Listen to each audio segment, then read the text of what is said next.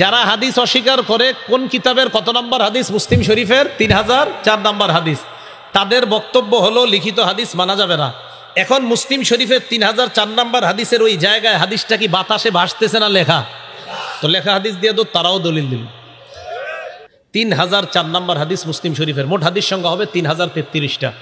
হাদিস অস্বীকারীরা আমাদেরকে প্রশ্ন ছুড়ে দেয়, নবী বলেছেন লা তাকতুবু আন্নি, সাহাবারা তোমরা আমার থেকে হাদিস লেখো না, রাসূলের নিষেধ।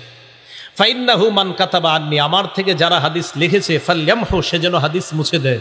গায়রুল কোরআন, কোরআন ছাড়া অন্য কিছু লিখে থাকলে মুছে দাও। তাহলে 1 নাম্বার নিষেধ, লেখো না। 2 নাম্বার লিখে থাকলেও মুছে দাও। তাহলে ভয়ঙ্কর কথা। তাহলে কথা হলো, এখন ওনারা বলে মিয়া হাদিস লেখা তো দূরের কথা, রসুল বলছে হাদিস থাকলেও মুইসা দিতে, আপনারা এই লেখা হাদিস পাইলেন কই? তাই আমরা হাদিস মানি না। নাউজুবিল্লাহ। তো তাদের যে দলিলটা, দলিল কিন্তু সঠিক। আসলে এই হাদিসে এই কথা আছে। তো সঠিক যদি দলিল হয় তাহলে জবাব কি? মন দিয়ে শোনেন। প্রথমে আমার সাথে বলেন, বলেন রসুলের এই নিষেধাজ্ঞা, বলেন নবুয়তের প্রথম যুগে যেন আল্লাহর কথা আর রসুলের কথা একাকার না হয়ে যায়, এই জন্য রসুল আল্লাহর কথার সাথে রসুলের কথাকে লিখতে নিষেধ করেছেন। আল্লাহর কথার সাথে যদি রসুলের কথা লেখা ফেলা হয়ে যায় কখনো, শুরুর দিকে সাহাবারা তো পার্থক্য যদি না করে, তাহলে কোরআনের কোনো আয়াতে নবীর বাণী ঢুকে যেতে পারে। এই আশঙ্কায় রসুল বলছে, এই কোরআন ছাড়া কিছু লেখবা না, শুধু কোরআনগুলা লেখো, আমার বাণী লেখবা না। কেন লিখতে নিষেধ করছে বলেন তো? যেন আল্লাহর কথা আর রসুলের কথা মিলে না যায়। যখন নবীজি বুঝতে পারলেন আমার সাহাবারা এখন বুঝে কোনটা আল্লাহর কথা আর কোনটা রসুলের কথা, তখন রসুল নিজেই আবার হাদিস লিখিয়েছেন। সুবহানাল্লাহ। তাহলে নিষেধ করেছেন এই কথাও সত্য। এটা কোন যুগে? কিসের প্রথম যুগে? নবুয়তের প্রথম যুগে। আলেম ছাড়া অন্যরা বলেন, আলেমরা তো পারবে, অন্যরা বলেন নবী যে নিষেধ করেছে লিখতে, কোন যুগে? কেন নিষেধ করেছেন? যেন আল্লাহর কথা রসুলের কথা মিলে না যায়। একটু কইতে পারবেন নি? এখন প্রশ্ন, তাহলে রসুল যে হাদিস লেখাইছে এটার দলিল কই? আবু দাউদ 3646 নম্বর হাদিস, 3646। আব্দুল্লাহ ইবনে আমর বলেন, কুনতু আকতুবু কুল্লা শাই সামি'তুহু মির রাসূলিল্লাহ সাল্লাল্লাহু আলাইহি সাল্লাম উরিদু হিফজা। আমি হাদিস মুখস্থ করার আশায় নবী যা বলতেন আমি সব লিপিবদ্ধ করে ফেলতাম। কি করতাম? লিখতাম। কি করতাম?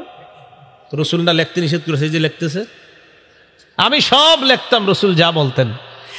কুরাইশরা আমারে নিষেধ করলো, নাহাতনি কুরাইশুন, কুরাইশরা আমারে নিষেধ করলো, আব্দুল্লাহ তুমি সব লেখো না। আমি বললাম কেন? কয় রাসূলুল্লাহি বাশারুন, নবী একজন মানুষ, ইয়াতাকাল্লামু ফির রিদা ওয়াল গদব। কয় রসুল শান্ত অবস্থায়ও কথা বলে, রাগের অবস্থায় কথা বলে। মিয়া তুমি যদি সব লেখো, মানুষ হিসাবে তিনি তো রাগ করে, রাগে কি জানি কি বলে ফেলে, এগুলাও তুমি লেখো কেন? তুমি এগুলা লেখো না, শুধু শান্ত অবস্থার কথাগুলা লেখো।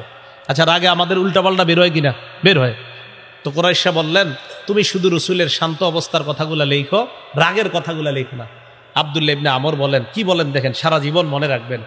আমি নবীর কাছে গেলাম, গিয়ে বললাম ইয়া রাসূলুল্লাহ, আমি তো আপনার সব কথা লিখি, কুরাইশরা আমারে নিষেধ করছে, আপনি না রাগের অবস্থায় কথা বলেন, তাই রাগের অবস্থার কথাগুলা যেন আমি না লিখি, এটা কুরাইশরা আমারে বলছে। নবীজি বললেন শোনো, এইভাবে আঙ্গুল দিয়া নিজের মুখে ইঙ্গিত করে বললেন আও মা বি উসবুহি ইলা ফিহি। নবী আঙ্গুল মোবারক দিয়ে নিজের মুখের দিকে ইশারা করে বললেন আব্দুল্লাহ উক্তুব, তুমি সব লেখো। মা ইয়াখরুজু মিনহু ইল্লা হাক্কুন, এই মুখ থেকে যা বের হয়, রাগের অবস্থায় বের হোক, শান্ত অবস্থায় বের হোক, এই মুখ থেকে মিথ্যা বের হয় না, সব সত্য কথা।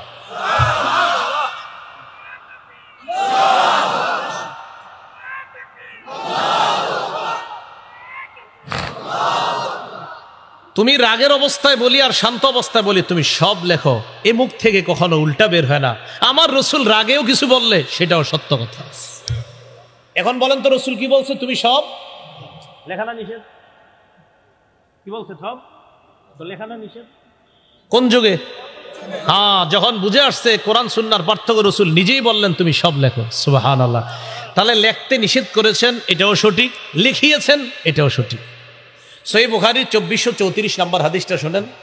রাসূলুল্লাহ সাল্লাল্লাহু আলাইহি সাল্লাম মক্কা বিজয়ের পর 8ম হিজরিতে আল্লাহ যখন মক্কা বিজয় দান করলেন, রাসূলুল্লাহ সাল্লাল্লাহু আলাইহি সাল্লাম এত সুন্দর একটা ভাষণ দিলেন জনতার উদ্দেশ্যে, সাহাবাদের এত ভালো লাগছে ভাষণটা, সময়ের স্বল্পতা আপনাদেরকে বলতে পারলাম না। খুব সুন্দর একটা ভাষণ দিছে। ভাষণ দেওয়ার পর আবু শাহ নামে একজন ছিলেন সাহাবাদের মধ্যে। ওই আবু শাহ নামে ওই ব্যক্তি বলে, ইয়া রাসূলুল্লাহ, আপনার ভাষণটা আমার এত ভালো লাগছে, যদি একটু লিখে দিতেন আমারে। সুবহানাল্লাহ।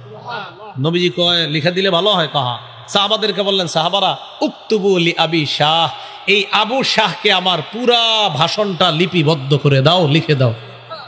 লেখাইছিলি তো? লেখাটা নিষেধ কোন যুগে? প্রথম যুগে। হ্যাঁ, তাহলে পার্থক্য বুঝে আসার পর লেখাইছে। এবার একটা মজার কথা বলি, যারা হাদিস অস্বীকার করে কোন কিতাবের হাদিস দিয়া? মুসলিম শরীফের 3004 নাম্বার। আচ্ছা আমারে বলেন তো, মুসলিম শরীফের 3004 নাম্বার হাদিসটা এটা কি কিতাবের মধ্যে বাতাসে বাইসা রয়েছে না লেখা? তো তারাও তো লিখিত হাদিসের দলিল দিল। আরে বুঝে নাই? যারা হাদিস অস্বীকার করে কোন কিতাবের কত নাম্বার হাদিস? মুসলিম শরীফের 3004 নাম্বার হাদিস। তাদের বক্তব্য হলো লিখিত হাদিস মানা যাবে না। এখন মুসলিম শরীফের 3004 নাম্বার হাদিসের ওই জায়গায় হাদিসটা কি বাতাসে ভাসতেছে না লেখা? তো লেখা হাদিস দিয়ে তো তারাও দলিল দিল। তাহলে লেখা হাদিস কি আমরাও মানি না তারাও মানে? তাহলে শুধু কোরআন না শুধু হাদিস, না কোরআন হাদিস? হ্যাঁ, কোরআন এবং হাদিস এই দুইটা রসুল রেখে গিয়েছে। শুধু কোরআন শুধু হাদিস এমন না, কোরআন হাদিস উভয়টা পালন করতে হবে, উভয়টা মানতে হবে। কোরআন সুন্নাহের আলোকে জীবনকে সাজাতে হবে। আল্লাহ তৌফিক দান করেন।